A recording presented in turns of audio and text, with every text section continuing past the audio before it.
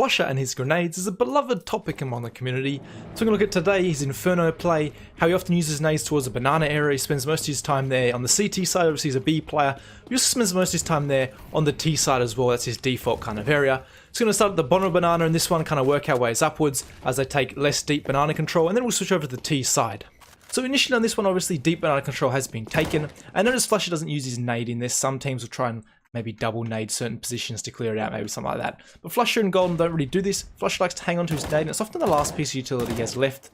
And he ends up just throwing him like so usually. And you might think, well, he doesn't really have any information that someone's there. I want you to think about what they're achieving with this nade. Often when a player is pushed out of the banana area, they will position themselves in this area. You've seen it very recently in one of my Glaive videos, where Glaive will often position himself right about here, just to throw a flash right up over there, and yeah, potentially catch a player off guard, and then he flashes his teammates back through as they think the banana control is coming from the CTs. They either push them back or potentially get a kill or two.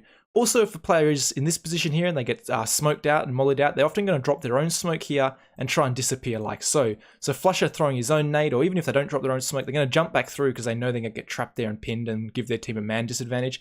And often they'll just come back through and disappear like that and just give up the CT banana control. So again, that's a good position to potentially nade if a player has moved like so. So you can see Flush is just kind of calculating in his own head. Well, we've taken bottom banana control. What's the most likely spot from here that a player's going to be? And he'll often just nade down here, and that's one of his variations that he likes to throw in. So moving to just the very next round in this game, we're going to see Flusha do even more damage. And again, it's going to be a more reactive setup from Fnatic, and one I actually haven't seen before, and one I could actually maybe include in a CT specialist, because I actually really like it. And one, I think if you really want to learn how to play banana with your teammate, if you're on a team, I definitely recommend checking out Flusha and Golden, because they have some great ideas, ones they throw in.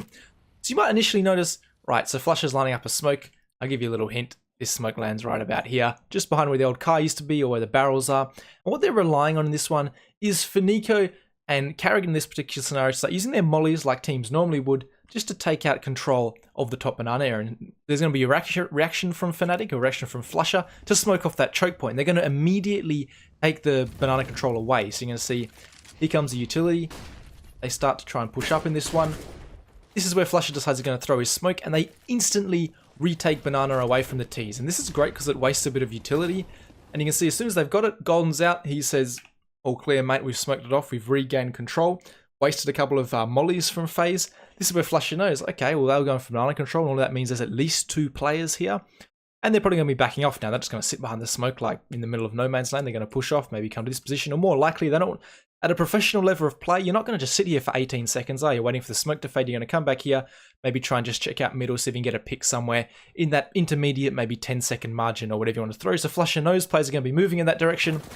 And you can see straight away, he knows this is all premeditated when they go for this kind of setup. He knows what's going to happen. He knows his next move's a nade. It's actually a planned setup for his things. We saw the same thing on Cobblestone with how he holds the long area. And you can see he damages all 3 players here. Not a huge amount on any of them, but it's good chip damage and can actually make the difference between someone getting killed or your teammate ending up with 20 HP left. And yeah, as simple as that. Another great setup from Fnatic. One I actually haven't seen any other teams use, and I really like that one. Retaking banana instantly from the T side after they go for some kind of control. So besides the banana control with quite a bit of utility, you can see how they funnel the players away. The other spot he likes to funnel players into positions or presume where they're going to be moving to is on the T side actually when he takes banana control. And we're going to see this in a second. I'm just going to pass this one forward because I started this one a little bit early. You can see as they take the banana control, this is a great example because Nico's going to play the corner, but you can see he's going to molly off the sandbags and then follow this nade through right onto Nico. And you can see the plan behind this is often what players will do if they're in Nico's scenario or not in Nico's scenario in this case, is that looks awesome, but they'll play this position maybe if they're going for some kind of top banana control, and then they'll be swinging back this way as they see the Molotov start to bounce on the wall.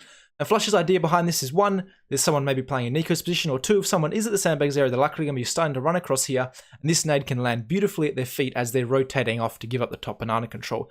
It's a very simple way that he funnels, just 1 Molotov and 1 nade, and he does throw this nade other rounds, but this is his very standard, and he wants to try and get banana control, is he'll hit both of these spots, molly nade combo, and yeah, just like that, beautifully take top banana control, and also hit some nice shots, never hurts in the end as well. Now obviously you also hold top banana control without going for deep banana control, and it's as simple as just waiting for some kind of pressure from the T side. You've seen this one, they do actually attempt some deep banana control, but they're not really fully content on it. You see they're playing very passive. And as soon as this later Molotov comes off, obviously the timing's a lot different to the pre-Molotov you might throw at the start of a round. He knows that they're probably trying to apply some pressure here, so his reaction straight away is as simple as pull out his nade and chuck it down and give Nico a little present. And it's really as simple as that. You just get some pressure come into you. This can be applied to any map, and you just think, okay, whereabouts the other team going to be? About here. And you just chuck your nade. I mean, there's nothing for me to break down there. I'm just showing you that Flusha doesn't always use a whole pile of utility to push players in a certain direction. There is often a reactive element to using a grenade, and there's nothing wrong with that at all. If for some reason you've been paying attention to the round counter, you notice all these rounds are against FaZe, the exact same game. I've shown you various rounds from round 20 to 25. So looking at 6 rounds here, I've shown 3 different ways Flusha's used his nade, and we're about to see a third. And this is just a very standard pre-nade down banana. My point behind this one is, there's nothing wrong with this, but what I see often players do when I'm playing against them, playing with them, is they'll throw this nade every single round. And you'll see there is some damage done. Olofmeister gets chipped down to 66 HP, so there's nothing wrong with this pre-nade, but I just want to show how within 6 rounds I've shown you 4 different ways that Flusha's used a nade, very effective. And you don't have to get stuck in your routine of always just throwing it bounced off here and trying to get a nade until you're running into banana area, because teams will learn, they'll adjust. A lot of you hopefully know this and realize this, but a lot of players do get stuck in their routines, and I just want to show you that there's so many different ways to use your nades, and do not get stuck in a routine. It's the same with anything in CS. You want to be mixing things up, keeping the other team guessing.